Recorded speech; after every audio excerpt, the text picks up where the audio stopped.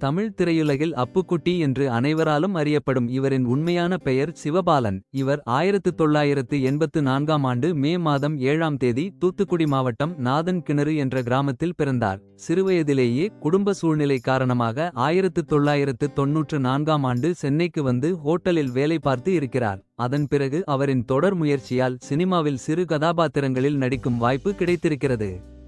கிடைத்த வாய்ப்புகளை சரியாக பயன்படுத்திக் கொண்டு தனது திறமையான நடிப்பை வெளிப்படுத்தி இருக்கிறார்.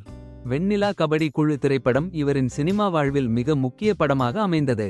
இத்திரைப்படத்தில் அவரது அற்புதமான நடிப்பு ரசிகர்களால் வெகுவாக பாராட்டப்பட்டது. பின்னர் அழகர்சாமியின் குதிரை படத்தில் அசாத்தியமான நடிப்பை வெளிப்படுத்தி தேசிய விருதையும் பெற்றார்.